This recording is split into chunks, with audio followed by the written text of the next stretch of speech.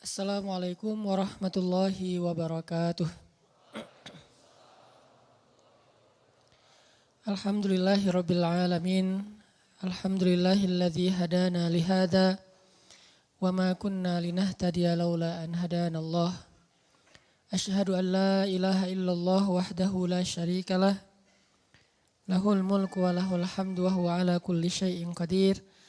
Wa asyhadu anna Muhammadan abduhu wa rasuluhu la nabiyya ba'dah. Alladzi la yantiqu 'anil hawa in huwa illa wahyun yuha. Allahumma salli wa sallim wa barik ala sayyidina Muhammadin wa ala alihi wa sahbihi ajma'in.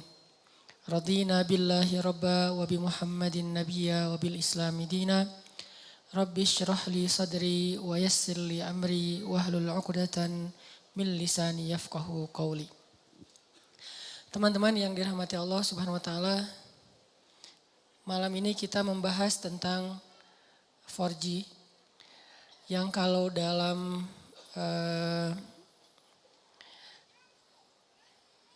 handphone kita atau smartphone kita itu salah satu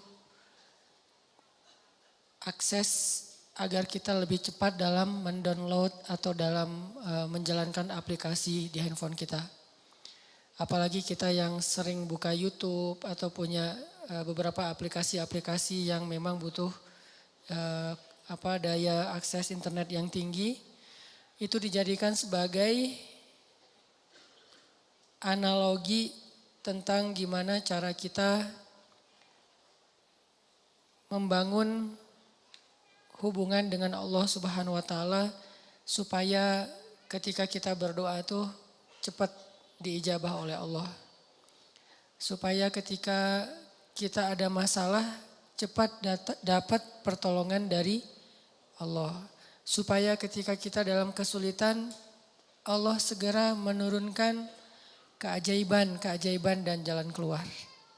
Dianalogikan dengan 4G. Dalam bahasa lain tuh bisa dibilang ini adalah wasilah. Gimana cara membangun wasilah antara kita kepada Allah Subhanahu wa taala sehingga aksesnya cepat. Sehingga loadingnya cepat. Makin berat masalah kita bukan semakin lambat loadingnya, harusnya semakin cepat. Karena ketika masalah kita berat kan kita butuh pertolongan lebih segera ya. Gak bisa ditunda. Nah gimana cara membangun wasilah atau akses itu kepada Allah Subhanahu wa taala bahkan lebih daripada 4G. Sebelum itu saya pengen nyampein beberapa contoh kisah orang yang punya 4G ke Allah, yang punya wasilah yang bagus kepada Allah Subhanahu wa taala sehingga ketika mereka butuh Allah, Allah segera menurunkan pertolongan dan keajaiban dalam hidup mereka. Salah satunya adalah cerita Ibrahim bin Adham. Kita tahu Ibrahim bin Adham ini salah satu tokoh tasawuf yang dikenal di antara para ulama bukan dengan keilmuannya, bukan dengan hafalan hadis-hadisnya, bukan dengan fikihnya, tapi dengan kedekatannya kepada Allah dan diijabahnya doa dia. Ini Ibrahim bin Adham. Secara status Ibrahim bin Adham ini emang orang miskin, bahkan bisa dibilang fakir. Tapi secara realitas kalau kita baca kisah beliau gak pernah kekurangan. Beliau gak pernah kesulitan. Miskin hartanya, hampir dibilang gak punya aset, gak punya tabungan. Tapi pengen apa aja Allah kabulkan. Mirip dengan Uwais Al-Qarani di zaman tabi'in. Emang orang miskin dari desa Qaran Yaman. Tapi Uwais Al-Qarani ini selalu dimudahin sama Allah dalam setiap urusannya. Jadi kesimpulannya dari sini kita jadi tahu yang paling kita butuhin dalam hidup itu bukan berlimpah harta. Yang paling kita butuhin dalam hidup itu bukan banyaknya aset. Walaupun itu baik dan itu sesuatu yang perlu disyukuri, bukan dihindari. Dan kalau perlu kita perjuangkan. Tapi itu bukan yang paling kita butuhin dalam hidup. Bukan banyak teman, walaupun banyak teman itu justru kebaikan. Dan seorang muslim itu emang harus bermuamalah, harus terbuka, harus banyak teman, banyak sahabat, banyak pengikut kalau perlu. Tapi bukan itu nomor satunya. Karena kalau kita punya banyak harta, tapi Allah Subhanahu wa taala tidak memberikan kita kebaikan di dalamnya, maka harta itu tidak memberi manfaat apa-apa buat kita.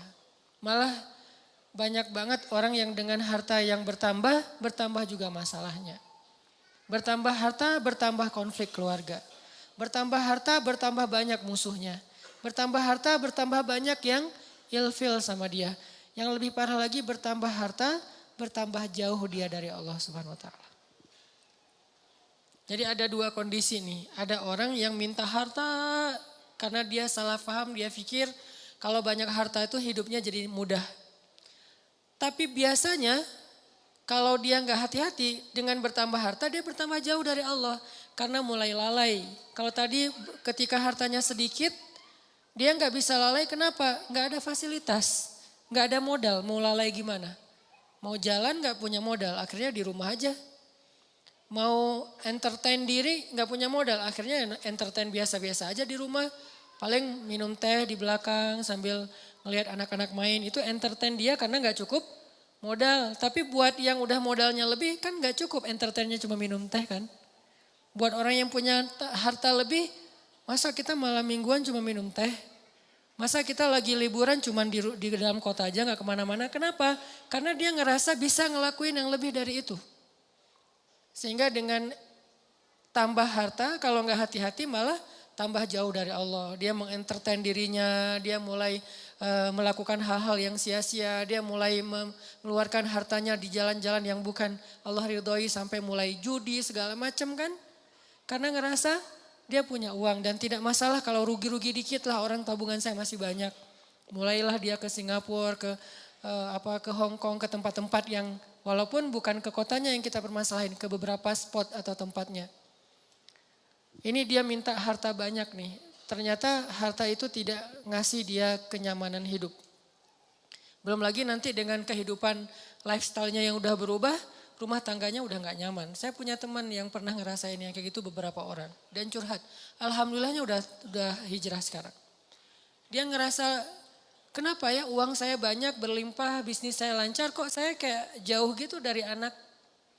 Hampir saya gak pernah duduk bareng dengan anak, gak pernah dengerin mereka curhat, gak pernah nemenin anak saya main. Bahkan nganterin sekolah atau jemput sekolah aja jarang. Saya pikir dengan memfasilitasi kebutuhan anak saya berarti saya udah sayang sama dia. Udah ada mobil pribadi khusus buat istri, buat anak, ada 3 anak masing-masing 1 mobil. Dengan alasan yang masih logis. Kalau 1 mobil bertiga nggak efektif karena sekolahnya jauh-jauh takut telat. Belum lagi nanti pulang sekolahnya beda waktu, kan nggak nyaman. Akhirnya dikasihlah 3 mobil dan itu logis sebetulnya. Dengan 3 driver. Bayar sekolah yang paling mahal. Kemudian di rumah masing-masing kamar tuh ada entertainnya dengan layar besar, layar datar gede dan segala macam, ada game segala macam. Pokoknya kehidupannya tuh udah sangat terfasilitasi, tapi kok nggak happy. Mungkin mereka nggak ngeluh masalah kurang makan, nggak ngeluh masalah kurang biaya, tapi mengeluh kurang sentuhan dari orang tua. Dia ngerasain itu.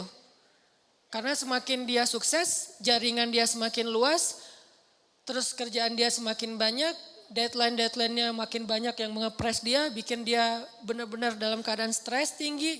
Belum lagi nanti tuntutan entertainnya lebih besar karena teman-temannya berharap ke dia. Kayak misalnya kita ada duit, pasti teman kita pengen ditraktirin. Kalau kita nggak punya duit, nggak ada yang ngajak kita karena nggak bakal ditraktirin. Jadi diam aja di rumah kan ya. Kalau misalnya dianggap kita sukses, kapan nih makan-makan, kan suka gitu tuh. Kita baru dapat job nih, atau baru diterima kerja, atau baru selesai bisnis. Kapan nih makan-makan? Dan itu hal yang sangat wajar, natural terjadi. Sehingga keluar rumah pagi, pulang sore, malam harus keluar lagi buat entertain tamu segala macam. Dia punya beberapa Ferrari. Kadang-kadang balapan lagi, malam minggu balapan. Gak bahagia. Sampai akhirnya dia banting setir, dia tinggalkan semua itu, bahkan dia suka main ke Alexis dulu tuh. Dia bilang 1 malam tuh bohong kalau orang bilang di sana biasa-biasa aja. Saya 1 malam ngabisin di situ 150 juta Ustadz. 150 juta 1 malam. Ini kata dia ya, bukan kata saya. Dan saya mah pengen pengen berdakwah, ya, curiga aja. Enggak lah, niatnya berdakwah pulang nauzubillah gitu. Dia 150 juta semalam menghabiskan di sana dan dia tahu beberapa orang tamu-tamunya yang dibawa ke sana tuh. Jadi wajar kalau uang ratusan juta juga nggak cukup buat entertain aja udah sekian. Belum lagi yang istrinya yang tas Hermès-nya berapa sekali beli, sekali belanja. Belum lagi nanti biasanya kebutuhan mereka kan bertambah sesuai dengan kemampuan ya. Kayak misalnya tadinya kalau masih kemampuannya terbatas, naiknya motor bebek yang ngisi bensinnya paling Pertalite. Dan itu juga berapa sih sebulan gitu kan. Kalau udah yang cc-nya 4.000 mobil, belum lagi motornya, dari pajaknya aja udah beda. Dari servisnya aja udah beda. Pasti drivernya beda harga driver mobil Avanza sama driver yang udah pakai mobil-mobil mewah tertentu. Pasti beda harganya. Berarti bertambah kebutuhan bulanannya nih. Belum lagi mereka kalau mau tadi entertain itu udah beda seleranya. Kalau misalnya duit udah banyak, udah gak mau lagi jalan-jalannya dalam negeri dong. Minimal Singapura. Lagian kadang-kadang udah sampai ada kesan, bosan ke Singapura. Ke Singapura bosan. Kemana tuh? Ke Jepang, bosan. Kemana? Ke Hong Kong, bosan juga. Jadi banyak kota, banyak negara udah bosan. Maunya entah ke kutub atau ke planet lain gitu. Saking banyaknya duit. Dan itu natural terjadi loh. Pasti kayak gitu. Gak usah jauh-jauh kita aja kadang ngerasain walaupun bukan masalah bab luar negeri ya. Kayak misalnya tadinya jajan di warung juga udah cukup. Ketika nambah uang harus di mall. Yang tadinya beli baju tuh cuman di pasar, Andir juga cukup. Sekarang harus ke PVJ, ke TSB. Kenapa beda? Karena kemampuannya udah bertambah. Jadi seleranya juga nambah. Rasa-rasanya pakai baju yang gak ada brand itu kayak malu gitu.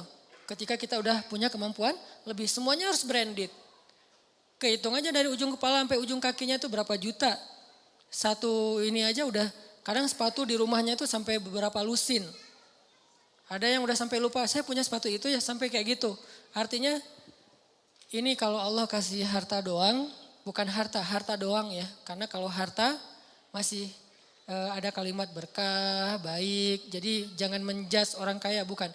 Kalau cuman harta doang, ini kondisinya kayak gitu. Satu lagi kondisinya gak dikasih harta. Tapi Allah kasih sayang Allah. Allah kasih perhatian Allah. Allah bikin dia jadi preferred hamba. Jadi VIP. Dia mungkin gak punya harta. Tapi ketika dia butuh ada aja. Allah ngasih dia kebaikan sesuai dengan kebutuhan dia. Ya Allah, saya udah lama nih ngontrak pengen punya rumah sendiri. Tiba-tiba Allah mudahin rezekinya bisa beli. Udah gitu normal lagi rezekinya. Ya Allah, kayaknya saya butuh kendaraan biar lebih nyaman dalam beraktivitas. Biar lebih nyaman saya ngelakuin kegiatan-kegiatan sosial. Biar lebih nyaman saya berdakwah kalau dia seorang dai. Allah kasih harta, beli mobil sesuai dengan kebutuhan dia, akhirnya normal lagi. Jadi grafiknya itu sesuai kebutuhan. Bukan naik, dia nggak butuh dan itu bahaya. Dia grafik rezekinya naik, sementara nggak berbanding lurus dengan kebutuhan itu malah jadi bahaya. Akhirnya larinya kemana? Ke entertain. Kalau grafik rezekinya naik sesuai kebutuhan, itu akan istilahnya berkah, bermanfaat banget.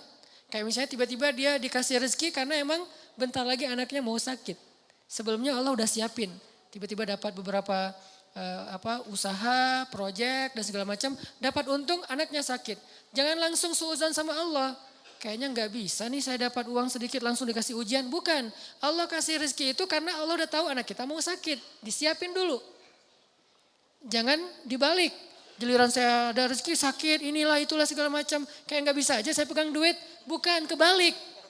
Kalau Allah nggak takdirkan anaknya sakit, mungkin nggak ada rezeki sebelumnya. Jadi Allah siapin dia biar dia nggak panik. Karena Allah tahu batas kuota iman dia itu Allah tahu. Ada orang yang imannya dikasih ujian dulu baru dikasih pertolongan. Ada yang Allah imannya dikasih pertolongan dulu baru dikasih ujian. Kan beda-beda nih. Nah kita nggak tahu, kadang kita ngerasain disiapin dulu sama Allah baru dikasih ujian. Kadang-kadang juga dikasih ujian dulu baru dikasih pertolongan. Kadang-kadang nggak dikasih ujian aja ngeluh. Nah ini lebih parah lagi nih. Nah Kadang kondisinya kayak tadi, kita disiapin dulu sama Allah, dimudahin dulu urusan-urusan kita, dilancarkan dulu rezeki kita, baru dikasih ujian. Kenapa kok tetap dikasih ujian? Karena Allah pengen ngelihat kita masih believe gak sama Allah, masih keep the faith gak, masih berdoa gak kepada Allah walaupun rezeki kita udah cukup nih untuk ngatasin masalah kita. Akhirnya kita pakai rezeki itu dan Allah pengen nguji juga kira-kira kita berat gak nih dengan ujian itu ketika Allah sudah memberi kita rezeki. Dapat uang misalnya baru kemarin ada project gitu dapat 100 juta. Udah gitu terjadi musibah, anak sakit, habis setengahnya 50 juta. Kita ngeluh. Aduh, kalau saya nggak ada masalah pasti saya masih utuh nih 100 juta. Enggak, justru Allah Subhanahu Wa Taala ngasih kita bonus 50 juta. Gara-gara Allah pengen ngasih kita ujian. Kalau nggak ada ujian mungkin 50 juta, 100 juta sama sekali nggak ada, nol. Hanya kebutuhan harian kita doang. Kenapa nggak berbaik sangka kayak gitu kepada Allah? Sama kayak tadi, misalnya saya pernah mobil saya keserempet. Orangnya zalim, marah duluan, dia curi start. Sebelum saya marah, dia marah dulu. Kebiasaan. Kalau kita kan sebelum orang marah kita minta maaf duluan ya. Kita baik-baikan duluan, kita ketawa duluan biar nyaman nih ngomong komunikasinya. Dia enggak, dia marah duluan. Akhirnya karena dia marah duluan, dia kayak punya bergaining gitu. Akhirnya saya terpaksa bayar 1,5 juta. Gak lama seminggu kemudian saya dapat 15 juta dari sebuah usaha. Waktu itu saya masih punya beberapa usaha. 15 juta kadang you was wish. Datang setan ngebisikin. Kalau kemarin gak ada masalah udah utuh nih 15, udah jadi 16 juta setengah kan. Ini gara-gara kemarin ada masalah jadi pas 15 juta gak ada tambahan. Enggak, kalau kemarin saya gak keluarin duit 1,5 juta maka gak ada 15 juta. 15 juta itu reward Allah buat keikhlasan, kesabaran saya. Bukankah Allah mengganti kerugian hambanya dengan yang lebih baik? Jadi logika ke Allahnya kayak gitu. Sehingga ada hamba yang kalau kita lihat dia nggak punya aset yang berlebih. Ada sih cuman nggak banyak-banyak amat. Nggak punya tabungan yang kayak gimana gitu, biasa aja tabungannya. Masih normal banget, bahkan sedikit riskan. Ini gimana kalau anaknya sakit nggak ada duit? Kan ada Allah. Ini bukan kata-kata pasrah ya, ini kata-kata tawakal. Beda pasrah sama tawakal. Pasrah nggak berikhtiar. Tawakal tetap ikhtiar, tapi ikhtiar itu tangan, hatinya bergantung kepada Allah. Jangan sampai hati bergantung ke tangan. Jadi kalau tangan nggak megang duit, hati resah. Harusnya tangan mah megang duit, megang emas, megang perak, megang apa aja. Itu nggak ngaruh ke hati orang, hatinya gantungnya ke Allah. Bukankah di antara arti ikhlas itu adalah tidak ada bedanya antara emas dengan batu? Di mata orang yang beriman tidak ada bedanya emas dengan batu. Sama di mata dia. Gak membuat dia lebih bahagia gara-gara dia pegang emas. Gak membuat dia berkeluh kesah gara-gara dia megang batu. Biasa aja. Dia manfaatkan emas, dia syukuri, dia sedekah, dia pakai untuk fasilitas dirinya. Dia berikan hak-hak orang yang ada di dalamnya. Kalau dia megang batu ya sudah dia bersabar. Jadi gak ngaruh buat dia. Karena hatinya di langit bukan di bumi. Cuman tubuhnya yang di bumi. Karena kita kan terdiri dari 2 elemen ya. Ada roh, ada jasad. Roh kita berasal dari langit. Jasad kita berasal dari bumi, diciptakan dari tanah, itu jasad. Tapi roh itu tiupan Allah. Sehingga harus kembali kepada fitrah masing-masing. Roh itu adanya hati, maka hati kita harus selalu terikat dengan langit. Walaupun realitasnya tubuh kita tetap berada dan berpijak di bumi. Jangan sampai hati ikut-ikutan berpijak di bumi. Inilah yang jadi bahaya. Ketika hati kita udah berpijak di bumi, saat itu kita keluh kesah, saat itu kita kurang bersyukur, saat itu kita jadi banyak masalah. Jadi ada kayak keresahan gitu, oh dia asetnya pas-pasan, tabungannya sedikit, kalau anaknya sakit gimana? Kalau dia ada masalah nanti gimana? Dia pakai apa? Dia asuransi nggak ikut segala macam. Ini kalimat-kalimat orang yang mungkin masih lebih percaya kepada fasilitas harta daripada hubungan dengan Allah. Ini saya lagi ngomongin hati ya, tidak ngomongin bab ikhtiar. Kalau bab ikhtiar seolah-olah kita hidup selama-lamanya. Jadi terus mencari dunia. Dengan tangan, dengan kaki, dengan tenaga, dengan pikiran. Tapi hati kita yakin semua itu ada di dalam genggaman Allah. Kalau bisa benar-benar sesuai fitrah ini, hidup kita bakalan nyaman. Mau kaya, mau biasa, mau kurang, mau cukup, mau kayak gimana aja. Benar-benar seperti kata Nabi, ajaban li amril mu'min, betapa menakjubkan orang yang beriman. In asabathu sarra syakara fakana khairallah, wa in asabathu darra sabara fakana khairallah, wa laisa dzalika illa lil mu'min. Jadi kalau dia dikasih nikmat, dia bersyukur, itu baik. Dikasih ujian, dia bersabar, itu baik. Wa laisa dzalika li ahadin illa lil mu'min. Enggak ada yang bisa ngerasain itu kalau enggak karena dia beriman kepada Allah SWT. Jadi mau milih yang mana nih? Kalau harus milih. Harta berlimpah tapi Allah enggak titipin keberkahan di dalamnya.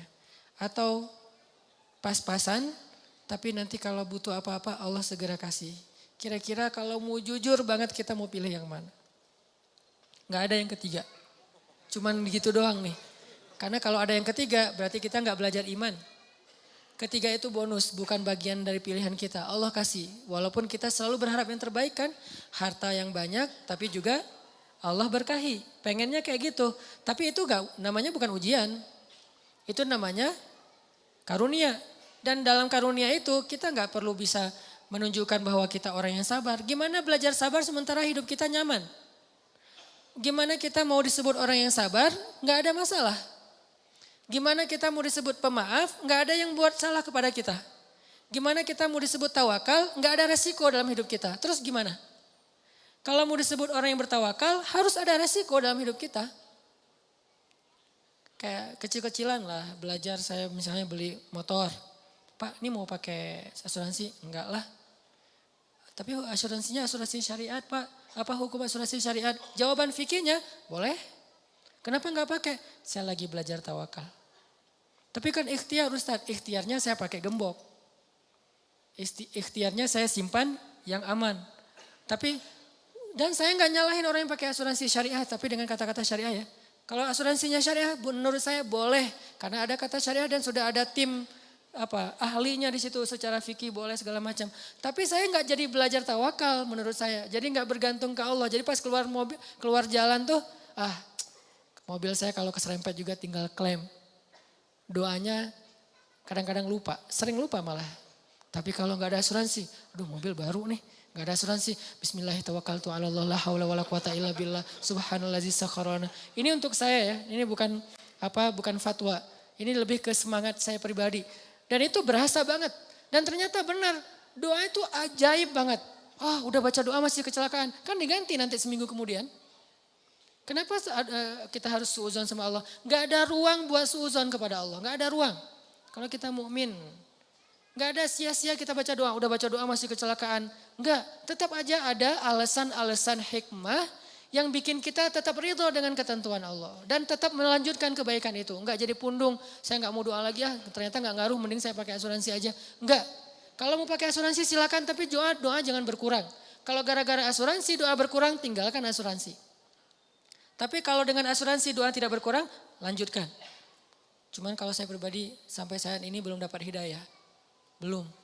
Rumah, kendaraan, sekolah, kesehatan. Ya nanti kalau saya butuh, ya Allah saya lagi butuh nih, Allah kasih. Dan itu sering banget dibuktikan oleh Allah SWT. Sehingga saya kayak sering senyum ke langit. Masya Allah ya benar ya, Allah tuh kalau prasangka kita baik itu Allah juga baik ke kita.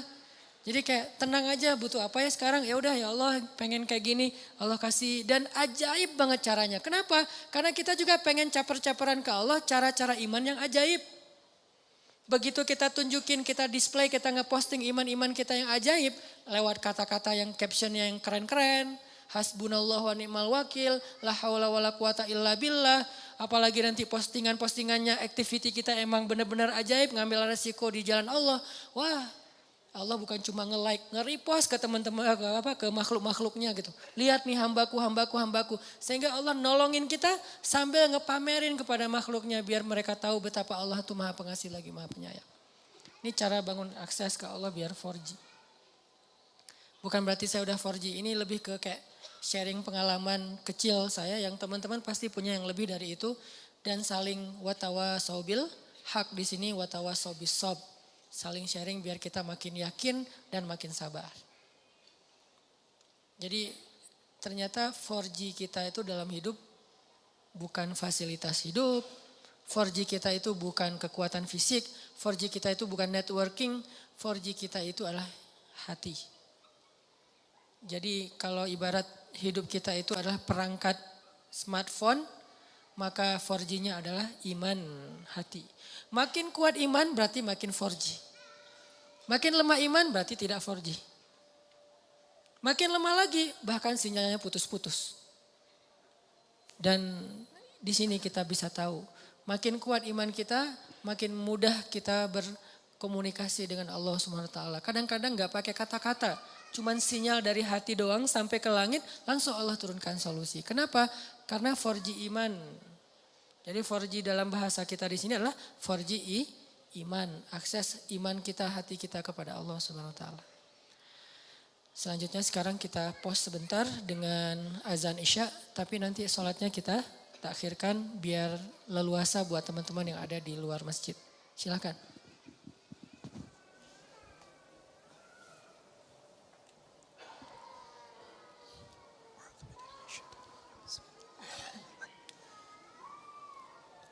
Allah. Teman-teman yang dirahmati Allah Subhanahu wa taala, orang yang sudah sampai ke derajat termasuk di antara aulia atau wali-wali Allah Subhanahu wa taala atau punya akses yang udah 4G ke Allah Subhanahu wa taala tuh tidak selalu hidupnya berlimpah harta, tapi berlimpah rahmat. Jadi buat dia cara berpikirnya bukan, wah kayaknya saya udah tenang nih soalnya saya udah siap kalau ada apa-apa. Saya bisa bayar, saya bisa ngongkosin, saya bisa ngebiayain, saya udah punya duit, saya punya tadi asuransi segala macam. Bukan gitu pola pikir dia. Karena gimana pun itu terfasilitasi, bukankah sembuh dan sehat di tangan Allah? Bukankah masalah itu ada dan dicabut itu Allah yang tentuin? Bukankah lebih baik kita gak kena musibah daripada harus membayar musibah? Kayak misalnya nih, kita pakai sebuah jaminan. Dengan harapan kalau nanti saya kena musibah, saya bisa ngeklaim. Bagusan mana dengan kita minta jaminan dihindarkan dari musibah-musibah? Dihindarkan sama sekali atau dihindarkan dari yang paling besar? Sehingga dikasih hanya musibah-musibah kecil. Atau sama sekali dihindarkan. Tentunya kalau misalnya kita mau berpikir logis, harusnya kita memilih jaminan yang dihindarkan sama sekali kan.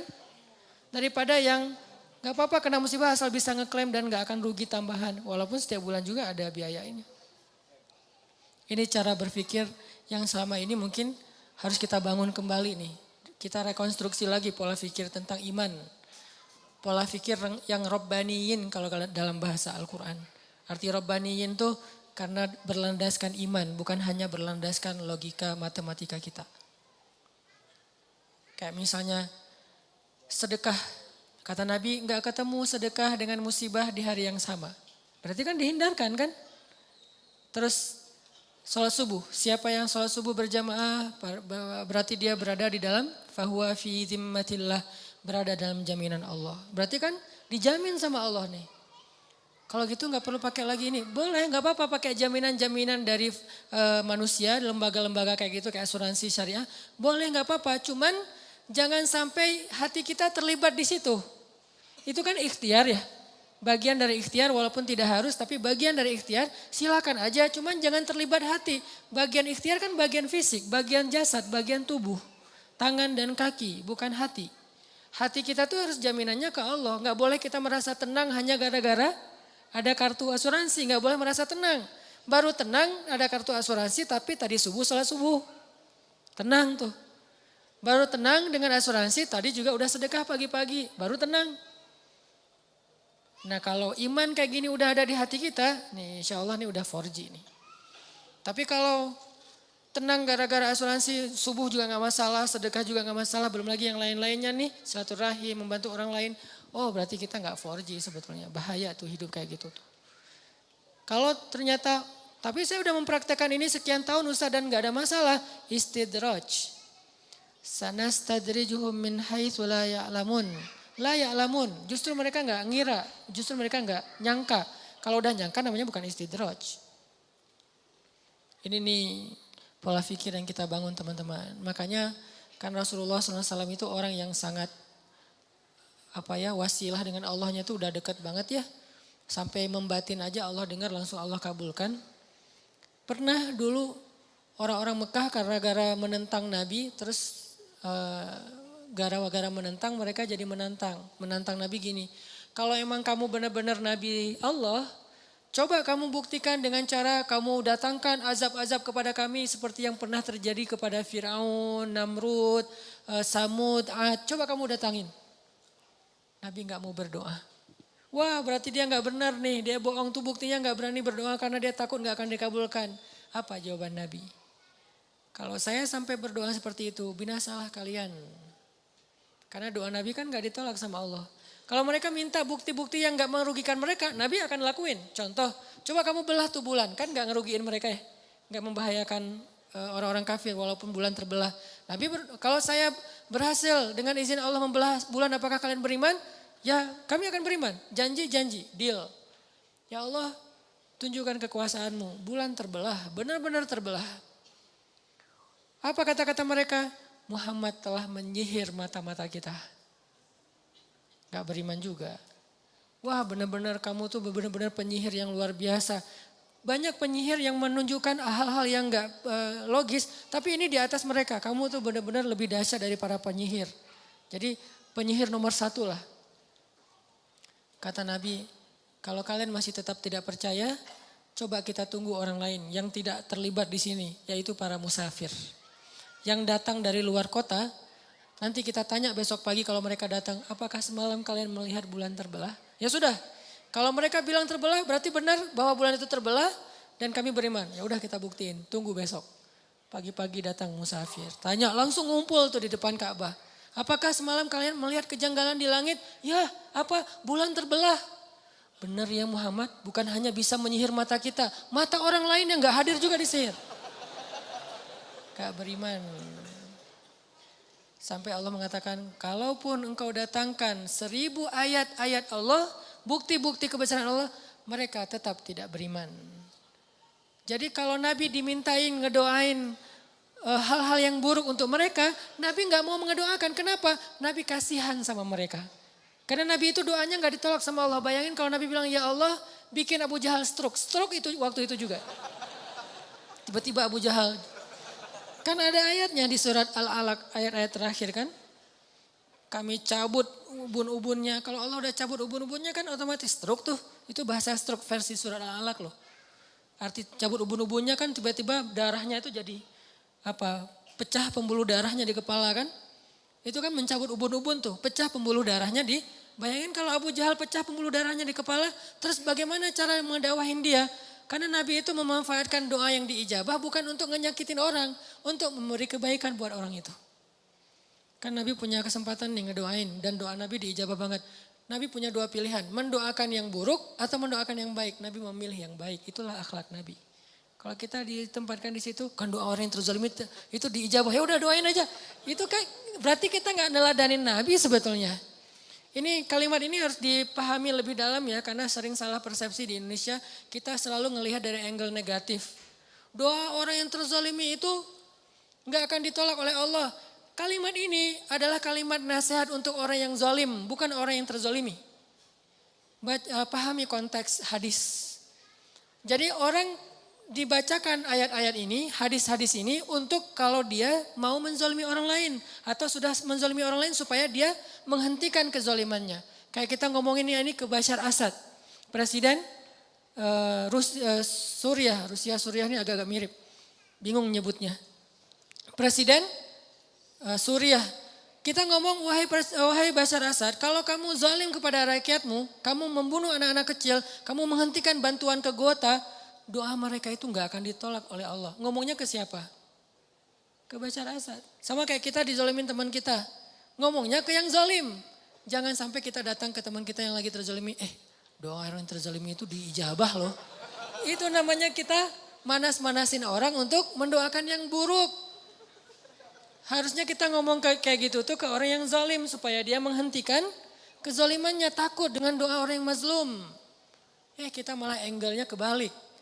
Giliran kita terzalimi, mumpung nih doa gua diijabah sama Allah. Ya Allah, hancurkanlah dia sehancur-hancurnya ya Allah. Hati-hati ya, doa juga ada porsinya. Karena doa itu seperti kisos. Kalau kita mendoakan orang lain lebih dari hak kita, maka kelebihan itu akan balik lagi kepada kita. Dia naik mobil atau motor, terus ngejipratin air ke kita. Ya Allah, jauhkanlah dia dari jodohnya. Apa hubungannya jodoh dengan air? Harusnya hak kita cuman ya Allah mudah-mudahan nanti ada orang yang jipratin air ke dia. Cuma sebatas itu kan. Kan al jaza min jinsil amal. Balasan sesuai dengan jenis amal. Artinya ya kisosnya segitu doang. Jangan sampai ke urusan jodoh lah, sakit lah apa. Jadi kayak lebay gitu kan ya, norak banget sih. Itu doa yang norak namanya tuh. Dan kelebihan dari porsi itu akan balik lagi kepada yang ngedoain kan bahaya. Nanti kita malah nggak nikah-nikah gara-gara pernah terzolimi. Udah terzolimi nggak nikah pula kan rugi. Jadi itu bukan hadis buat orang yang terzolimi teman-teman. Itu hadis untuk orang yang ngezolimin. Sama kayak Nabi kalau misalnya baca hadis tentang istausu bin nisa'i khairan. Perlakukanlah perempuan itu secara baik. Itu bukan hadis untuk cewek. Itu hadis buat cowok. Jadi yang ngucapin hadis itu harus melihat dulu siapa di depannya. Kalau di depannya seorang ibu, seorang istri, dia ngomong kayak gitu berarti dia sedang meracokin rumah tangga orang. Karena si istri ini nanti akan nuntut suaminya seperti di dalam hadis. Itu hadis diucapin kepada suami. Jangan didengar oleh istri. Kenapa? Nanti dia akan memikirkan haknya bukan mikirin kewajiban. Tapi kalau hadis tentang seandainya saya boleh menyuruh manusia sujud kepada manusia, saya suruh istri sujud kepada suami. Yang ngomongin itu adalah istri. Jadi ada materi ibu-ibu, ada materi bapak-bapak. Jangan sampai seorang ustadz ceramah tentang sujudnya perempuan kepada suaminya di depan suami. Itu bikin suami makin kegeeran.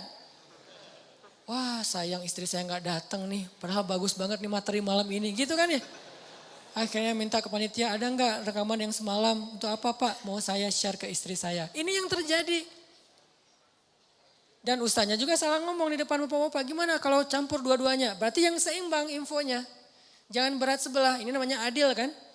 Karena dengan adil itu lebih dekat kepada ketakwaan. Jadi intinya Nabi itu doanya diijabah. Tapi beliau gak memanfaatkan buat ngehancurin musuh-musuhnya. Kecuali memang sudah masanya kayak Nabi Nuh. Doa beliau kan diijabah.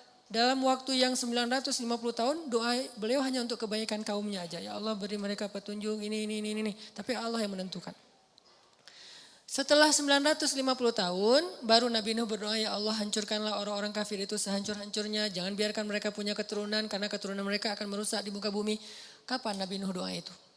Setelah 950 tahun berdoa. Wajar gak sih ngedoain kayak gitu? Ditentang, dihina, dicela, dibully. 950 tahun dibully loh di grup.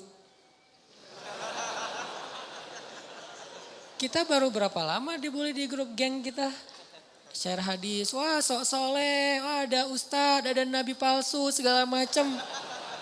Udah 950 tahun, akhirnya kita keluarin lagi kalimat, ya Allah hancurkanlah semua anggota member grup ini. Belum 950 tahun, jadi manfaatkanlah kesempatan kita kalau lagi dizolimi untuk ngedoain yang baik-baik. Kalau nggak bisa yang baik-baik buat orang lain karena nggak rela banget nih, minimal untuk diri sendiri, apa salahnya? Kan itu kesempatan banget kan buat kita berdoa dan Allah ijabah. Kalau nggak bisa ngedoain ya Allah beri dia petunjuk kayak rasanya agak-agak kayak nggak rela gitu kan. Udah jahatin saya didoain yang baik lagi. Nggak semua orang mampu, realistis aja lah. Kalau nggak bisa gitu minimal buat diri sendiri ya Allah tambahkanlah kesabaran saya. Loh kok minta disabarkan? Berarti makin mau aja disakitin. Bukankah sabar itu kebaikan bahkan lebih dari setengah iman? Hampir bisa dibilang seluruh iman kita itu adalah intinya sabar. Sehingga yang dibilang orang mukmin adalah orang yang sabar. Orang yang sabar berarti dia mukmin. Berarti kita minta kebaikan ya Allah kuatkanlah kesabaran saya. Kayak misalnya kita lagi baper sama pasangan kita, jangan ngedoain yang buruk buat dia. Kalau nggak sanggup ngedoain yang baik buat dia, minimal yang baik buat kita. Ya Allah kuatkan kesabaran saya, ya Allah jadikan saya lebih baik, ya Allah jadikan saya lebih dicintai oleh dia. Yang baik-baik aja minta. Nah, ini orang yang mencontohi teladan Rasulullah SAW. Jadi selama ini banyak angle tentang sirah Nabi yang kayaknya perlu kita lihat dari angle yang lain. Terlalu mainstream kalau hanya melihat angle-angle yang biasa kita dengar selama ini. Bukan salah, cuman kayaknya masih kurang utuh. Saya nggak suka menyalahkan orang lain, tapi masih kurang utuh.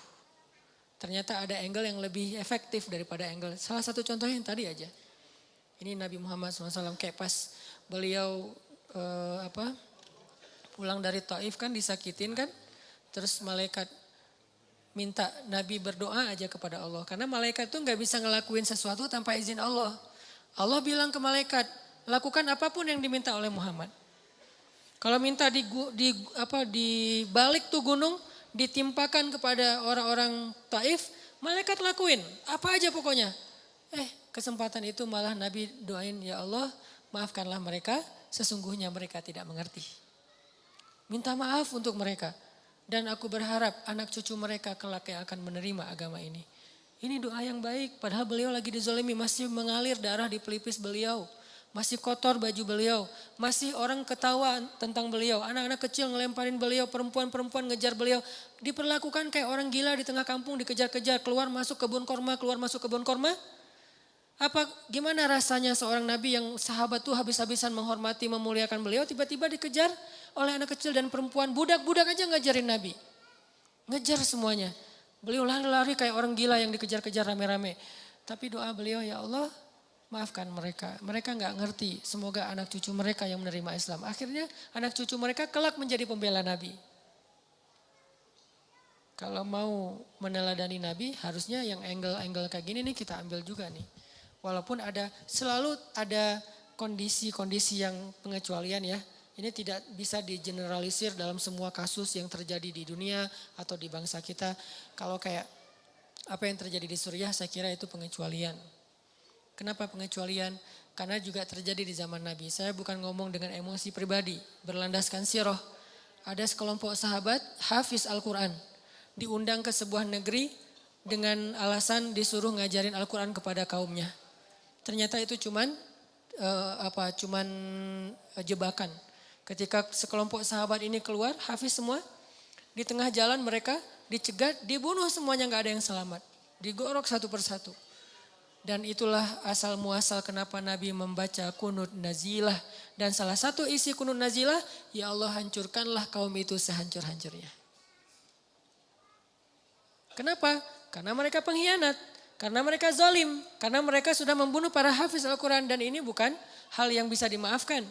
Beda kalau mereka melakukan kesalahan itu karena mereka tidak paham. Jadi ada kayak pembunuhan sengaja dan tidak sengaja. Ada kisos. Itu baru beberapa orang hafiz. Gimana yang jutaan atau minimal ratusan ribu hafiz. Anak kecil lagi belajar ngafal Quran di masjid, tiba-tiba dibom. Kalau enggak dibom masih mending, kalau meninggal langsung. Ada yang tertimbun dengan reruntuhan, putus tangannya, putus kakinya, retak kepalanya. Itu udah biasa kejadian sehari-hari itu di Suriah. Yang lebih berat lagi bukan cuma dibom dan luka-luka. Pakai senjata kimia yang sesak nafas luar biasa kayak kita nyemprot kecoa kan ya, sampai kejang-kejang lalu mati dalam keadaan sedang kejang-kejang. Kebayang gak sih untuk kita? Kita mungkin ngomong maafin dong. Kita gak ngerasain sih. Coba kalau kita ngerasain, gak usah jauh-jauh seperti kasus Suriah. Kasus ke teman aja kita susah maafin. Coba introspeksi diri deh. Kalau kita ngomongin tentang Suriah, harusnya kaum muslimin tuh maafin presidennya segala macam. Pernah gak ngerasain dizalimin sedahsyat itu? Coba bandingkan dengan kasus kita dengan teman yang cuma baru digibah sedikit udah gak mau maafin. Udah langsung sholat tahajud, ujuk-ujuk tahajud. Biasanya gak pernah tahajud. Kenapa? Pengen ngedoain yang buruk buat temannya. Padahal baru cuman sekedar gibah. Realistis dong kalau berpikir, yang fair. Saya tuh paling gak suka berpikir yang gak adil. Kalau kita memperlakukan orang lain pengennya kayak gitu, harusnya kita juga jadi kayak gitu dong. Baru kita ngomong. Ini banyak yang maafin, tapi enggak. Kasus kecil aja, gak usah, saya mungkin salah ngomong. Bukan kasus kecil, kasus yang lain ya. Bukan kasus kecil. Kasus yang lain misalnya masalah anjing dijadikan sebagai makanan buaya. Demo kan? Saya respect dengan demonya. Tapi pertanyaan saya, di mana ketika Suriah? Demo enggak? Apakah mereka juga protes? Enggak usah demo, mungkin protes lewat sosmed. Sama seperti apa? Kalau kita mau porsinya sama mungkin masih sama dengan anjing nih. Kalau porsinya sama harusnya lebih kan? Dan baru berapa ekor anjing yang digituin. Mungkin di Solo ada orang bikin kayak warung yang makanannya anjing, terus kayak beberapa kasus yang kucing yang digantung tuh gara-gara makan ikan di rumahnya terus digantung, dipukul-pukulin, protes semuanya. Benar, harus protes. Karena hewan itu tidak berdosa, kenapa digituin? Nabi aja mengatakan masuk neraka gara-gara membiarkan kucing mati kelaparan kan? Tapi kan bukan hanya hadis kucing, di dalam hadis-hadis Nabi ada 300.000 hadis. Kalau kucing aja masuk neraka gimana manusia coba? Kan itu analogi sederhananya. Kalau kucing aja dosanya besar banget, anjing aja ngasih minum bisa masuk surga, gimana ngasih minum orang yang terzolimi di Gota, di Aleppo, di Suriah, Palestina, Rohingya. Gimana rasanya, gimana pahalanya coba. Jadi ini baru fair. Saya nggak memprotes sama sekali tentang demo anjing, demo kucing segala macam. Itu keren. Tapi jangan gitu-gitu doang. Harus yang fair. Kalau ini aja demo, yang itu lebih dong. Kalau ini aja pakai hashtag, yang itu juga harusnya hashtagnya sampai di scroll hashtag semua tuh isinya. Aleppo hashtag, Gota hashtag, Al-Quds hashtag, Gaza hashtag, Rohingya hashtag, Somalia hashtag, Yaman hashtag, Irak hashtag. Termasuk juga nanti ada Paris, New York, di mana-mana. Kita samalah memperlakukan manusia. Ini bukan masalah agama, ini masalah kemanusiaan. Fair. Tapi yang terjadi kayaknya kurang fair. Gak tahu ada masalah apa di dalam hati kita. Fi qulubihim marad. Semoga Allah menyembuhkan penyakit hati kita. Kenapa kalau udah mengatakan asyhadu alla ilaha illallah wa asyhadu anna muhammadar rasulullah perlakuannya jadi beda? Padahal kita nggak pernah nyinggung agama. Tapi kenapa gara-gara mentang-mentang muslim jadi beda perlakuannya? Terus siapa yang mempertimbangkan urusan agama di sini sebetulnya? Kita selalu bilang kemanusiaan. Mereka nggak mau membantu hanya gara-gara asyhadu alla ilaha illallah. Terus yang ngomongin agama siapa? Kita atau mereka? Dan kita mah nggak membedakan. Yang ngomongin asyhadu alla ilaha illallah kita bantu. Yang nggak ngomongin asyhadu alla ilaha illallah asal terzolimi kita juga ikut simpatik dan membantu. Semampu kita. Kalau nggak membantu pun minimal kita menyatakan sikap kasihan dengan ikut prihatin dengan kondisi di Amerika beberapa saat yang lalu atau bahkan di Israel ketika ada badai.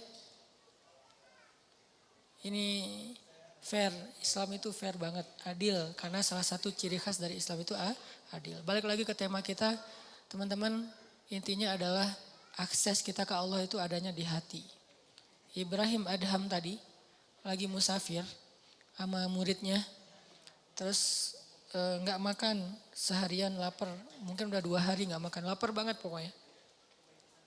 Dan buat orang seperti Ibrahim bin Adham, lapar itu bukan Allah nggak baik sama beliau, karena kebaikan dalam persepsi mereka udah bukan dunia lagi, udah benar-benar hikmah. Muridnya yang ngeluh, bukan Ibrahimnya yang ngeluh, muridnya ngeluh. Guru lapar ya, gimana ya, kita belum makan, nggak ada bekal apa-apa. Akhirnya kamu punya kertas, punya pulpen, punya sini ditulis sama Ibrahim. Bismillahirrahmanirrahim. Rabbi syair. Tulisannya syair tapi doa. Jadi berdoa dengan syair, lembut bahasa-bahasanya. Rabbi, engkau maha pengasih, engkau apa segala macam. Muji-muji Allah. Ujung-ujungnya engkau tidak membiarkan hambamu yang lapar kecuali engkau memberi makan. Jadi kayak kalau kita bikin 1 menit video di Instagram, cuma 2 detik doanya. 58 detik muji-muji Allah. Ini smoothnya doa Ibrahim bin Adham. Kalau kita kan 58 detik doa, cuma 2 detik doang yang muji ya. Bismillah, alhamdulillah, ya Allah, panjang gitu kan ya. Kalau Ibrahim bin Adham gak gitu, bismillah, alhamdulillah, alhamdulillah, sampai 58 detik, cuma 2 detik terakhir, ya Allah saya lapar, cuma gitu doang. Dan itu pun diantara pujian-pujian. Persis kayak doanya Nabi Ayub. Rabbi massaniyad-durru wa anta arhamur rahimin. Langsung habis minta, enggak minta pun cuma bilang, ya Allah saya sakit. Tapi enggak apa-apa, engkau maha pengasih tetap, saya enggak akan mengeluh. Gitu coba bahasa doanya. Kan ini keren banget doanya. Bukan, ya Allah saya sakit, engkau ngelihat enggak sih saya sakit udah sekian lama, ya Allah apa maunya engkau ya Allah, saya udah turutin semua maumu, saya udah tahajud, ngeluh ini namanya bukan doa, komplain, demo. Sedangkan Nabi Ayub, ya Allah saya sakit. Tapi enggak, engkau tetap maha pengasih lagi, maha penyayang. Malah pengasih, paling pengasih lagi tuh. Muji ditutup. Jadi kayak enggak enak mau ngomong saya sakit, langsung ditutup dengan kalimat pujian. Itu Ayub. Sehingga Allah ngedengerin doa Ayub, langsung Allah mengatakan, ni'mal abd. Itu hambaku yang keren banget kata Allah. Ni'mah itu keren. Ni'mah itu baik banget. Langsung Allah sembuhkan saat itu juga. Kenapa? Bagus cara komunikasinya dengan Allah. Selain yakin, bahasanya juga enak ke Allah. Allah itu kan maha mulia, elegan banget. Jadi jangan sampai kita komunikasi sama Allah itu bahasa-bahasa yang di jalan. Harusnya kita komunikasi dengan Allah itu dengan bahasa elegan. Karena kita lagi berhadapan dengan zat yang maha elegan. Maha mulia, maha bijaksana, maha santun. Coba lihat bahasa Al-Quran kan santun banget. Sama kayak bahasa Nabi kan, Nabi orangnya santun banget. Kalau ngomong tuh muter dulu, padahal maksudnya ini. Kenapa? Gak tega mau ngomong langsung. Mikir panjang. Sama kayak yang saya bilang kemarin, Nabi mimpi ngelihat surga, terus di dalamnya ada istana yang indah. Gak sengaja di sebelahnya ngelihat cewek lagi main ayunan. Nabi gak bilang itu istri siapa, gak bagus nih nanya istri orang. Tapi Nabi nanya itu rumah siapa, otomatis itu istri yang pemilik rumah. Kan keren bahasanya, itu rumah siapa Jibril? Rumahnya Umar, astagfirullah langsung balik arah. Gak sengaja ngelihat istrinya Umar, ngomong ke Umar, aku lihat rumah kamu di surga. Oh gitu ya Rasulullah, terus gimana? Ya udah gitu aja kata Nabi. Gak mau dijelasin, khawatir Umar jadi cemburu. Nabi kok ngeliat istri saya sih kan jadi gitu ya, gak enak ya. Diam aja Nabi, ya Rasulullah jelasin gimana suasana rumah saya, pekarangan kayak gimana gitu. Terus kata Nabi, enggak usah lah Umar udah cukup segitu aja, berbahagialah. Ya Rasulullah ngejar terus akhirnya. Maaf ya, gak sengaja istri kamu lagi ayun-ayunan saya ngeliat. Tapi gak sengaja loh Umar. Ya Rasulullah, Umar tersenyum. Bagaimana mungkin saya cemburu kepada engkau ya Rasul. Baru Nabi lega gitu.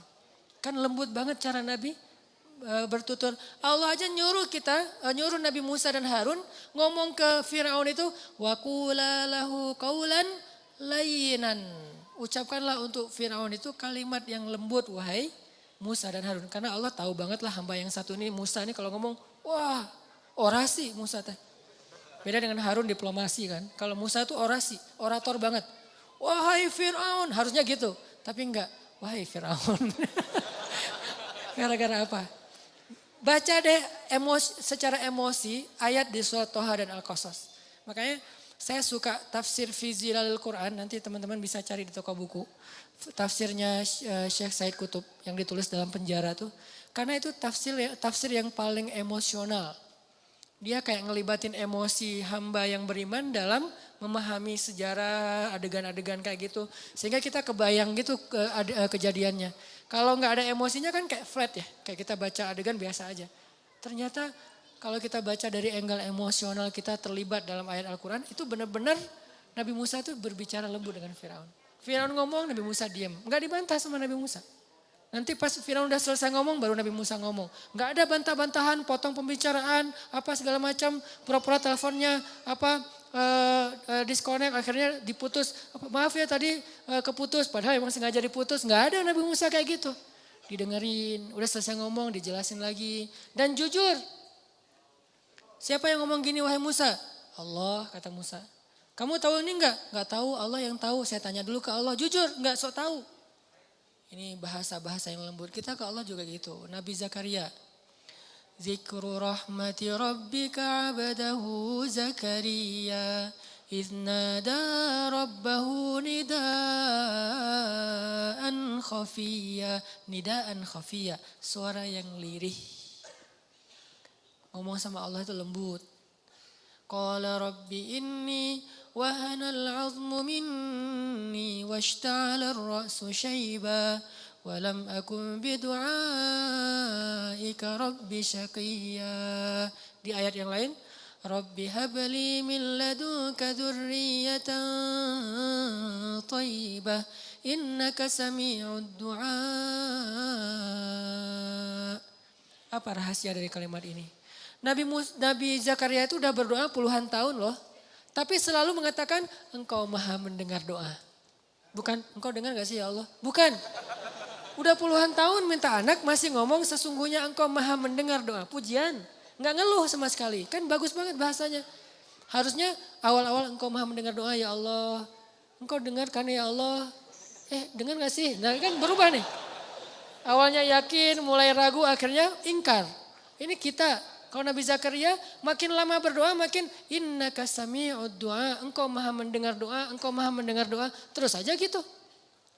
Belum dikabulkan sehari, sebulan, setahun. Innaka sami'ud du'a, 2 tahun. Innaka sami'ud du'a, 10 tahun. Sampai puluhan tahun masih kalimatnya innaka sami'ud du'a, engkau maha mendengar doa. Apa kurang yakin Nabi Zakaria? Makanya Allah tuh sayang banget akhirnya dikasih. Langsung sekali dikasih anak terbaik.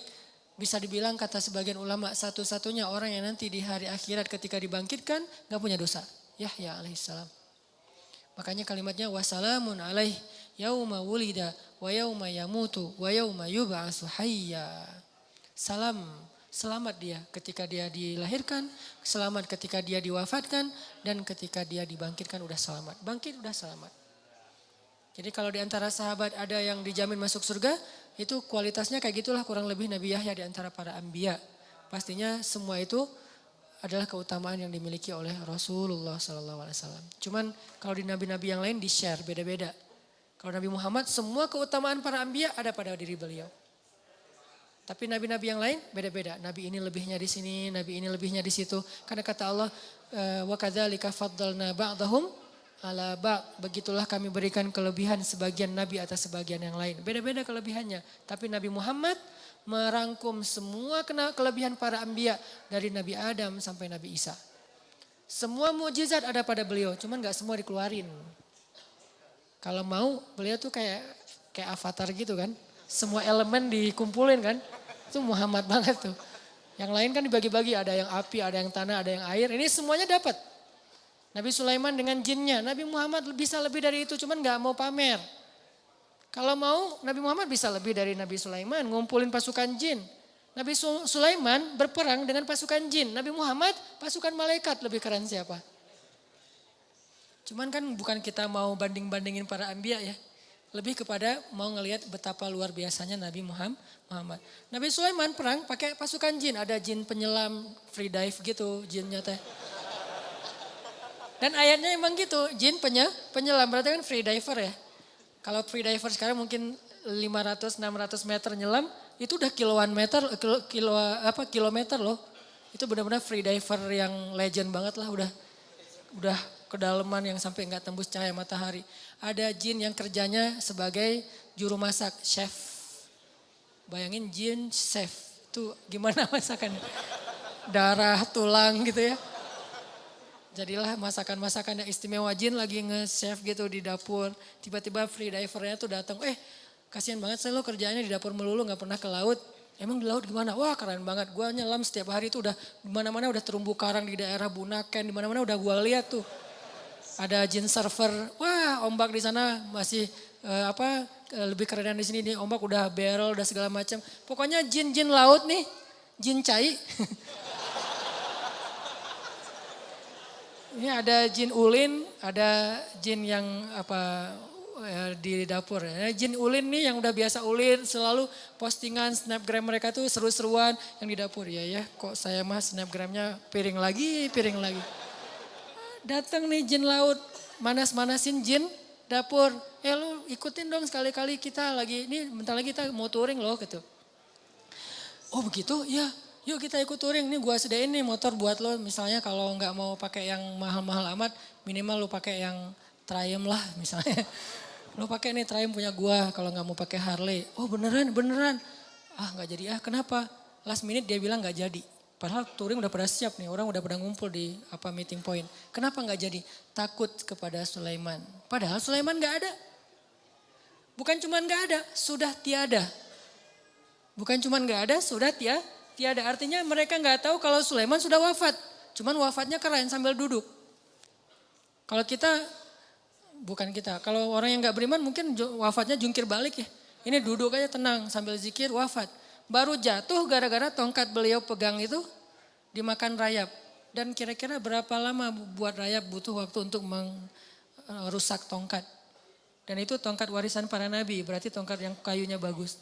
Beberapa hari kan?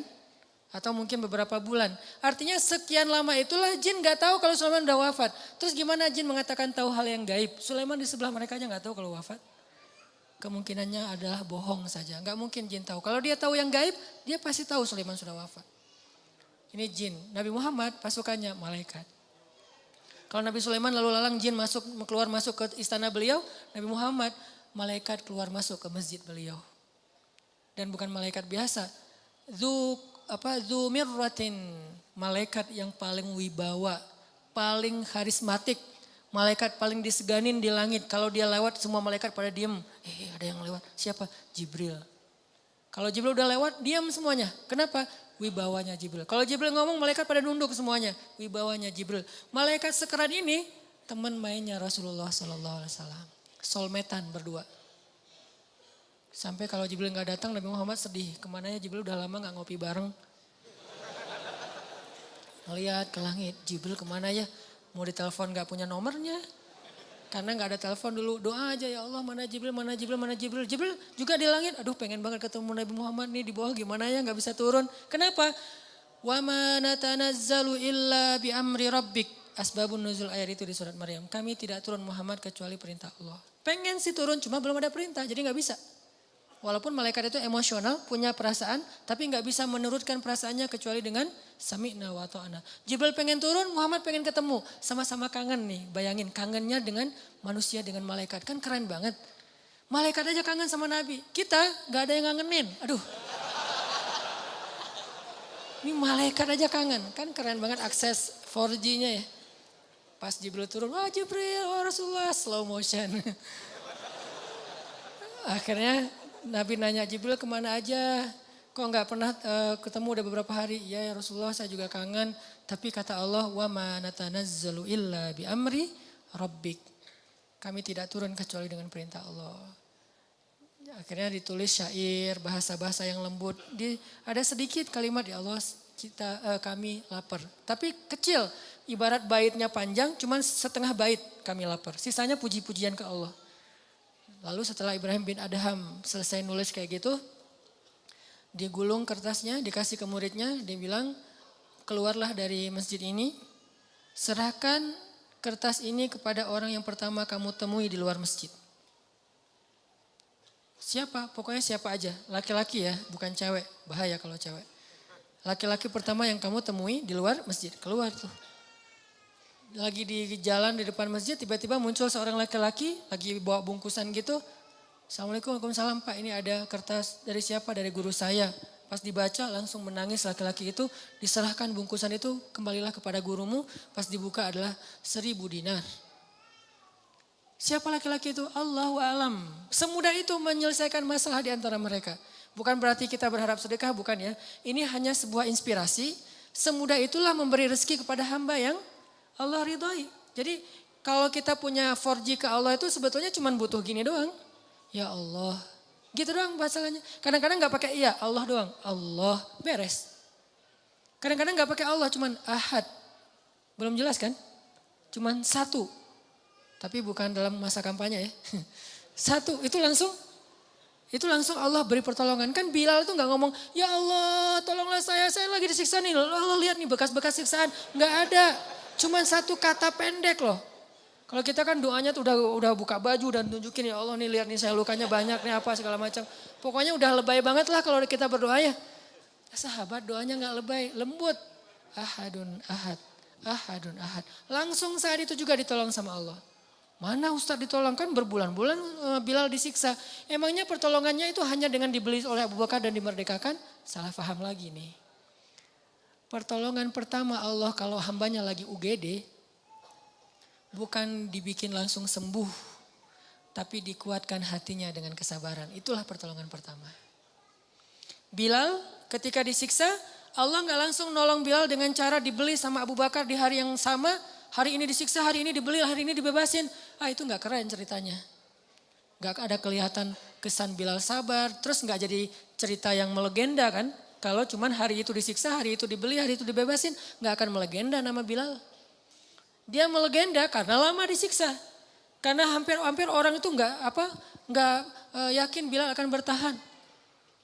Dan ketika Bilal disiksa, hari itu juga Allah mengutus Jibril dan Allah menyuruh Jibril untuk menguatkan hati Bilal.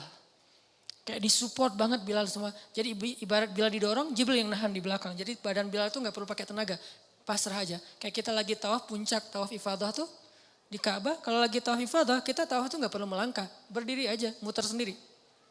Saking padatnya Ka'bah, berdiri aja. Saya dulu waktu masih haji tuh tawaf ifadah pas pulang habis jamarah pertama langsung tawaf ifadah. Itu rapat banget, saking rapatnya nggak perlu gerak. Gini aja, tidur juga nggak masalah. Tidur tiba-tiba udah 21 putaran, 3 kali tawaf gitu ya. Oh berapa ini udah putarannya, ngelihat jam udah 2 jam ternyata. Tidur aja itu muter, saking luar biasanya. Gitulah Allah membackup Bilal ketika disakiti oleh Umayyah bin Khalaf, hatinya langsung ditahan oleh Allah supaya dia bersabar. Sehingga ketika Umayyah bin Khalaf menyiksa Bilal, Umayyah itu pengen pamer. Makanya dia live streaming. Ada yang nge-shoot live streaming di YouTube, di Instagram, di FB, di mana-mana pokoknya live streaming. Mengundang TV-TV lokal dan nasional pokoknya. Setiap jadwal Bilal disiksa itu semua TV itu siaran langsung. Beberapa tayangan yang lain, film, Hollywood, bola, Piala Dunia, sepi penonton. Ratingnya yang ini paling tinggi. Benar-benar siksaan Bilal itu ratingnya paling tinggi. Yang nonton pada komen. Ada yang komen gini, kasihan ya gitu. Terus yang lain komen juga, siapa? Maksudnya kasihan ke siapa nih? Ke Bilal atau ke Umayyah? Yang ketiga membahas Umayyah, bukan Bilal. Kenapa malah kasihan kepada Umayyah? Karena yang terlihat tersiksa justru Umayyah bukan Bilal. Jadi Bilal disiksa tetapi yang kelihatan wajah tersiksa justru Umayyah. Capek nyiksa Bilal. Bilal biasa-biasa aja. Ahadun ahad, ahadun ahad. Umayyah aduh kok gini ya. Capek banget sih nyiksa dia. Jadi orang justru kasihan kepada Umayyah bukan kepada Bilal. Kenapa bisa kayak gitu? Karena Allah menolong Bilal dengan ahadun ahad. Dan Allah tidak menolong Bilal dengan ujuk-ujuk langsung datang Abu Bakar. Enggak, dengan dikuatkan hatinya. Setelah sekian lama dikuatkan hatinya, akhirnya pertolongan kedua pun datang. Setelah pertolongan hati baru pertolongan dengan solusi konkret. Yaitu Abu Bakar datang dan membebaskan Bilal. Jadi ini aksesnya Bilal ke Allah cepat banget. Sampai Nabi senyum dan mengatakan, ya Bilal baru aja semalam aku dengar langkah-langkah kaki kamu di dalam surga. Langkah kakinya terdengar di surga, orangnya masih di dunia. Coba Masya Allah ya, kita udah meninggal aja belum jelas langkah kakinya di surga nih. Ini Bilal masih hidup di dunia, masih main-main, masih nongkrong, masih ngopi. Kakinya udah di surga, kayak gimana tuh? Luar biasa, artinya Allah itu ngasih keistimewaan yang luar biasa buat Bilal. Buat Khabab bin As, buat Sumayyah, istrinya Yasir. Sumayyah itu maaf ditusuk dari kemaluannya sampai ke belakang dan meninggal di tempat. Apakah Allah tidak menolong Sumayyah? Justru itu pertolongan Allah buat Sumayyah. Walaupun kezaliman untuk Abu Jahal. Itu pertolongan Allah untuk Masyiatoh dan bayi-bayinya. Walaupun kezaliman buat Fir'aun. Jadi teman-teman, akses 4G kita ke Allah itu dimulai dengan iman. Kemudian dengan caption yang indah. Kita kalau posting captionnya lama mikir ya. Udah lama akhirnya tanya-tanya, bikin sendiri captionnya. Captionnya terserah kalian deh gitu. Akhirnya dari komen kita caption, tipe lagi kan. Lihat gimana kita sering mentipe caption kita. Dalam semenit udah berganti caption berkali-kali. Caption ke makhluk aja kita mikir. Masa caption ke Allah kita gak mikir? Bikin puisi-puisi doa. Ustadz, masa doa pakai puisi sendiri gak dari Nabi? Dari Nabi juga, dari ayat juga, dari sahabat juga, dari diri sendiri juga. Karena kan ada doa-doa yang kita butuhin gak ada di zaman Nabi. Ujian nasional, ada gak? Anak Nabi kan gak ada yang sekolah dan ujian nasional. Sehingga gimana? Ujian nasional, wah bid'ah ini doanya. Soalnya Nabi gak pernah baca doa ini. Gak kayak gitu cara memahami bid'ah. Gak usah terpancing dengan pemikiran orang yang mungkin belum utuh membaca hadis. Karena doa itu ibadah mutlak. Jadi bikin caption doa yang indah. Itu nomor 2 biar 4G, biar enak kita dengan Allah. Hasbunallah wa ni'mal wakil ada di Al-Quran. La haula wa la quwata illa billah ada Al-Quran. Itu kalimat-kalimat caption yang keren-keren loh. Kalau perlu itu jadi hashtag doa kita. Panjang captionnya, ujung-ujungnya hashtagnya la haula, hasbunallah, apalagi innalillah gitu-gitu kan. Itu kan caption hashtag-hashtag yang udah sering dipakai ya. Sehingga nanti kalau mau ngelihat doa-doa kita itu tinggal buka hashtagnya kan kebaca tuh. Dan makin sering kita pakai hashtag itu makin di like. Lebih banyak likersnya di antara para malaikat. Terakhir satu kisah tentang hashtag la haula wa la quwata illa billah. Ada seorang sahabat miskin datang ke Nabi ngadu. Dia bilang, ya Rasulullah anak saya ditawan oleh musuh. Dan mereka meminta tebusan. Kalau saya nggak membayar tebusan 100 dinar, 100 dinar itu kurang lebih sekitar 300 juta atau mungkin lebih. Kalau saya nggak menebus anak saya 100 dinar, malam ini juga mereka akan membunuh anak saya. Deadline-nya besok pagi, malam ini saya harus bawa tebusan itu. Saya nggak punya harta ya Rasul, saya udah minjam-minjam ke tetangga, nggak ada yang sanggup. Sedikit-sedikit belum sampai 100 dinar, ya Rasulullah gimana? Rasulullah juga lagi bokeh, nggak punya duit.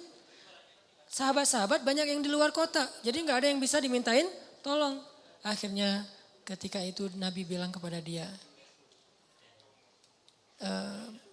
dawamkan la haula wala quwata illa billah malam ini juga. Oh gitu ya Rasulullah, ya siap-siap, assalamualaikum, langsung pulang. Keren kan imannya? Berarti kan 4G imannya udah mantap nih, bukan ya Rasulullah itu kan baru kata-kata belum duit. Ya saya la haula juga, tapi kan butuh duit juga ya Rasulullah, kan kita harus ikhtiar segala macam. Itu mal iman logis, sehingga dikasihlah pertolongan yang logis. Ilman terlalu ilmiah dikasih pertolongan yang ilmiah. Ini iman ajaib dikasih pertolongan ajaib. La haula disuruh. Nabi juga tahu nggak mungkin Nabi ngasih la haula kalau Nabi punya duit. Pasti dikasih duit sama la haula. Ini karena nggak punya apa-apa. Dan apa yang dikatakan Nabi itu pasti benar, nggak mungkin Nabi bohong. Jadi iman kepada Nabi itu udah kuat banget. Sami'na wa ta'ana. Nabi bilang perbanyak zikir la haula. Siap ya Rasulullah pulang. Sampai di rumah istrinya udah nunggu dengan cemas. Gimana Pak, gimana Pak? Orang miskin manggilnya bukan Pak. Gimana Bah? Gimana ya gitu. Udah dapat belum duit? Belum Mah. Terus gimana? Tadi udah ketemu Rasul. Terus gimana apa kata Nabi? Disuruh dawamin zikir la haula. Oh ya udah yuk kita wudhu. Dawaminlah sepanjang malam mereka berdua la haula wala quwata illa billah. Iman. Setelah ikhtiar, memang ikhtiar dulu ke tetangga, ke teman, ke siapa-siapa, ke finance nggak ada karena nggak ada punya jaminan, jadi nggak dapat uang juga. Tetap ikhtiar, tapi nggak berhasil. Tapi kan bukan berarti setelah itu tertutup maka nggak ada harapan. Bukankah Allah itu selalu mampu dan maha kuasa? Zikir haula. Tiba-tiba subuh-subuh anaknya ngetok pintu. Assalamualaikum, dibukain pintu, anaknya wajahnya berseri-seri, peluk gitu, udah nangis-nangisan. Setelah itu ditanya, gimana kamu bisa selamat, siapa yang menebus kamu? Allah yang menebus saya. Gimana caranya? Dijelasin. Semalam tiba-tiba pengawal-pengawal yang jagain saya diikat di sebuah pohon korma. Terus orang-orang prajurit para di sekeliling saya, gak ada jalan buat saya untuk kabur. Untuk lepas dari ikatan aja susah, apalagi kabur. Tiba-tiba datang kayak angin yang sangat dingin dan membuat semua prajurit itu tertidur pulas. Kayak gitu cara Allah menolong. Diberi mereka rasa ngantuk, tertidur pulas semuanya. Saking pulasnya sampai mereka nggak menyadari kejadian apapun. Tiba-tiba datang 2 orang laki-laki dengan pakaian putih-putih dan membuka ikatan saya, lalu mereka pergi, saya dilepaskan, suruh pulang. Sebelum saya pulang saya ngelihat ada banyak ternak kambing-kambing yang ada hasil curian mereka. Saya ambil, bayangin kambing ada 100. Berisik gak sih? Satu kambing aja udah berisik ya, apalagi 100. Dan gak mungkin kambing itu suruh diam ya. Ini lagi dalam masa pelarian gitu. Atau dilakbanin mulut kambing satu-satu, atau disuruh diam cicing gitu. Gak mungkin suruh kambing diam, pasti mbak itu banyak banget. Tapi suara 100 ekor kambing gak membangunkan satupun prajurit yang tertidur. Allah summum bukmun umyun. Allah tutup mata, telinga dan hati mereka. Sehingga mereka gak sadar apa-apa. Dia pulang lenggang kangkung. Bukan hanya selamat tapi juga bawa ghanimah 100 ekor kambing. Kali aja satu kambing 3 juta. Berarti dia dapat surplus 300 juta.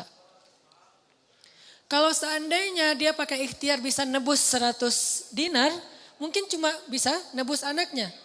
Tapi tidak dapat 100 ekor kambing. Tapi karena dia imannya ke Allah ajaib. La haula, pulang bukan cuma orangnya. Tapi bawa tiba-tiba setelah anaknya pulang mereka jadi orang kaya raya. Masya Allah, la haula wa la quwata illa billah. Jadi jangan remehin hashtag agama tuh. La haula hasbiyallah innalillah dan kayak gitu-gitu. Doa sebelum kita berangkat. Caption yang indah. Hashtag yang udah populer diajarkan Nabi dan para sahabat, pakai. Insya Allah kita punya 4G ke Allah Subhanahu Wa Taala. 2 ya, iman yang mantap sama caption yang baik. Mudah-mudahan Allah Subhanahu Wa Taala mengijabah banyak doa dan harapan-harapan kita, membimbing hati kita dalam keislaman kita, dalam hijrah kita, dalam taubat kita, dan semoga Allah Subhanahu Wa Taala setiap saat menambah pemahaman kita tentang agama dengan majelis ilmu. Semoga dengan kita hadir dalam majelis ilmu ini bukan hanya bertambah wawasan, tapi bertambah mulia akhlaknya, bertambah pula imannya. Karena majelis ilmu pada hakikatnya adalah tajdidul iman, recharge iman kita, refresh iman kita. Jadi kalau dengan hadir majelis ilmu nggak bertambah iman, kayaknya sia-sia. Harus bertambah iman. Kalau tambah wawasan doang belum sempurna. Karena tidak mungkin orang yang beriman, orang yang berilmu disebut berilmu kalau tidak bertambah iman. Karena innama yakhsyallaha min ibadihil ulama. Orang berilmu itu orang yang beriman kepada Allah, yang takut kepada Allah. Barakallahu li wa lakum. Allahumma ighfir lana dzunubana wa liwalidayna warhamhuma kama rabbayana shighara. Allahumma a'inna ala dzikrika wa syukrika wa husni ibadatik. Allahumma inna nas'aluka ridhaka wal jannah wa na'udzubika min sakhatika wan nar. Allahumma habbib ilainal iman wa zayyinhu fi qulubina wa karrih ilainal kufra wal fusuqa wal usyan waj'alna minar rasyidin. Allahumma rabban nas adhibil ba's ishfi anta syafi la shifaan illa shifa'uk ishfi shifaan la yughadiru saqaman. Rabbana atina min ladunka rahmah wa hayyi' lana min amrina rasyada waj'al lana min kulli dhiqin makhraja wa min kulli hammin faraja wa min kulli usri yusra. Allahumma ansuril islam wal muslimin. Allahumma ansur ikhwanana al muslimina fi Ghutah. Allahumma ansur ikhwanana al muslimina fi Suriah. Allahumma ansur ikhwanana al muslimina fi Palestin. Allahumma ansur ikhwanana al muslimina fi Yaman. Allahumma ansur ikhwanana al muslimina fil Iraq. Allahumma ansur ikhwanana al muslimina fi Rohingya. Rabbana hab lana min azwajina wa dhurriyyatina qurrata a'yun waj'alna lil muttaqina imama. Rabbana atina fid dunya hasanah wa fil akhirati hasanah wa qina azabannar. Teman-teman yang dirahmati Allah, sekali lagi saya tetap mengumumkan bahwa pintu donasi kita belum ditutup, kesempatan donasi masih terbuka insyaallah sampai pertengahan April, karena saya berangkat ke kamp pengungsi Suriahnya pekan terakhir di bulan April.